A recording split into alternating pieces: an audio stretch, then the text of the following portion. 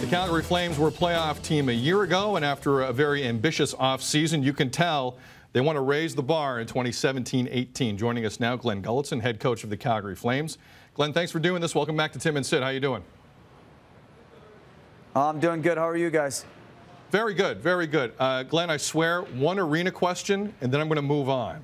And the question is revolving around how you guys try and isolate yourselves from the talk, because I would assume right now in Calgary, you can't turn on a radio station, you can't turn on a TV station without this extremely significant topic coming up. How do you guys block it out and focus on what you guys have to do?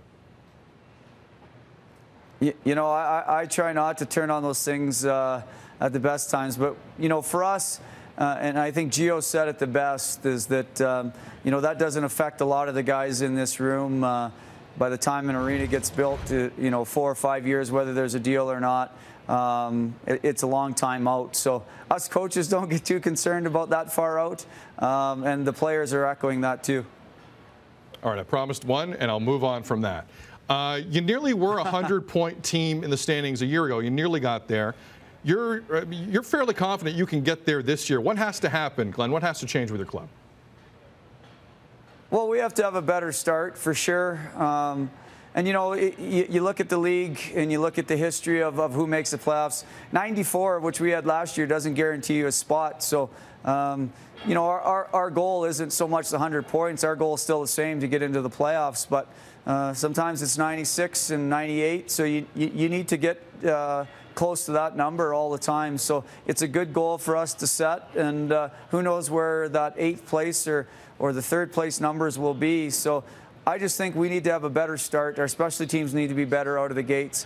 And, you know, I didn't think we were 5-10-1 to start the season. I didn't think we were, you know, 16-5-10 or 17-5 to end the season. So we have to be more consistent throughout the year.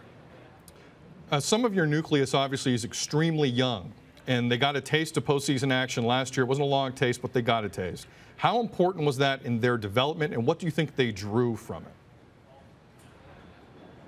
Yeah, it is important for your development, and I even go back further to 2015 when the Flames lost to Anaheim, and that series was a little bit more lopsided as far as the chances for and against. This last one last year was a lot tighter, and I think what we learned from that is that there was a chance for us here, even though it went quick.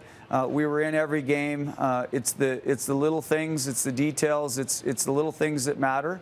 That's what we learned that can put us over the hump when you're in April and May. So our guys did learn from that. There was big growth from 15, you know, from 14 to 16, and now we hope there's bigger growth coming. You mentioned the slow start a year ago. Johnny Gaudreau basically didn't have a start last year, missed virtually all the camp, and there were some peaks and valleys that went with that last season. What do you expect out of Johnny hockey this year? Well, I expect him to get out of the gates real good. He looks absolutely fantastic. Along with him and all of our other veteran guys, we blew apart some of our test scores. We blew it out of the water from a year ago, just from a physical standpoint.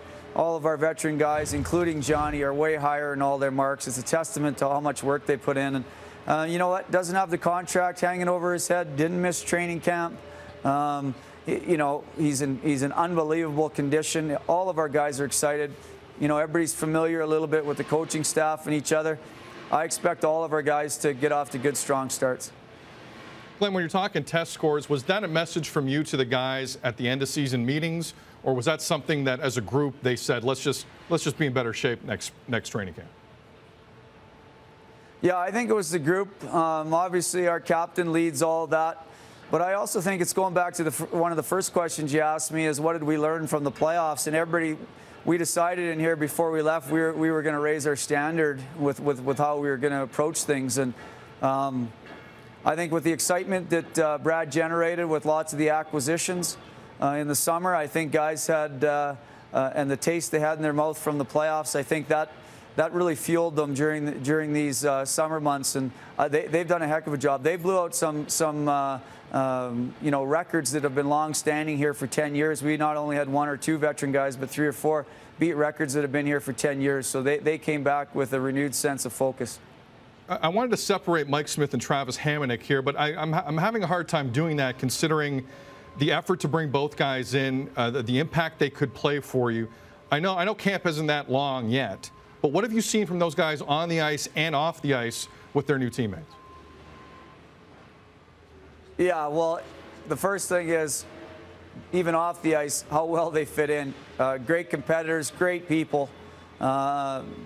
Just right away, there's some connections. You can see some of the chemistry in the locker room, just the fluidity of them being in there. Kind of a seamless transition for them, and they're both extremely excited to be here. That's the one thing, is both guys bought houses in Calgary. Both guys got settled right away. They're tickled to be here. And then on the ice, I mean, just the work ethic of both guys. Travis, we got to see him here early, the way he tested in his scores, the way he works on the ice, his attention to detail. And Smitty, too, for a veteran guy, fantastic condition, hard-working on the ice. And you know what? It's a real good thing. There's a really good vibe going on right now in Calgary, and those guys are a big part of it, not only in the summer, but now that they're here, it's kind of given us a little bit of swag. Where does your blue line rank among the league's best right now? Certainly we have the pieces here to be a top, one of the top. You know, you look at Nashville that went to the final, they've got a great defense. You look at Minnesota, they still have a great defense. You know, we just want to make sure that we're maximizing all those guys, getting them their minutes, and make sure we're putting them all in the right situations. But we feel we can stack up against anybody with our back end. Glenn, I want to talk about you for a second. And one of the more pivotal moments I thought in the league a year ago was when you guys went into Montreal. It didn't go the way you wanted, and you really let your guys have it. And that goes one of two ways, as you know, at any level of hockey. Either they respond or they don't.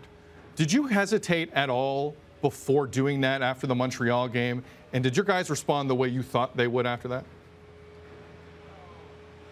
Yeah, and I don't know if it was I thought it was as risky as most people thought it was. And here's why is, when you build up a relationship with your players, you build up an emotional bank account with those guys, you can withdraw at times. And at no point did I feel, if I was hard on them, that I was going to lose them or lose the group. At no point did I feel that internally. So, and sometimes as a coach, you can feel that internally. But there was none of that in our group. We're a high character bunch of people. I just thought they weren't producing, or they weren't believing really in themselves the way they should. And I wanted to let them know not only that it wasn't acceptable, but also that there should be a lot higher standard that they should set for themselves. So I was disappointed for me in that time I was disappointed in how they reacted to certain situations. And I was never worried about losing the team or anything. We'd built up a good emotional account with these guys. They knew we cared about them, but we knew we wanted more from them, and they did respond. So I don't know if that's calculated or not, but I wasn't worried. I knew the response would be positive. Glenn, finally, let's talk about you as a coach. How different are you now than year one in Dallas, would you say? Yeah, completely different. Completely different. I look back at those Dallas days, and you know, I was young. I was 2 years removed from coaching in the ECHL. Now, you know, I've been 7 years in the NHL and dealt with some of the best players on a daily basis. So it was a lot different. I don't think it's any different from a young player that's just cuts his teeth in the NHL to 6 or 7 years later. You're a different guy. You're a different person. You're more comfortable in the league. But probably the biggest thing for me, guys, is the people I got to work with during that time. You know, from John Tortorella to Mike Sullivan, we were all together in Vancouver. Willie Desjardins, Perry Pern. I had a lot of guys that I drew from. And last year, when things got tough, there wasn't one point in time that I didn't have one of their voices in my head during some of our situations. So that's just experience like anything else. But going back to that first year in Dallas to now, it's a different coach.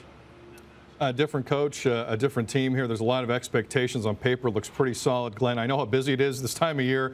We appreciate the time. You just got off the ice. And let's do this again down the line. Thank you very much. Yeah, thanks, guys.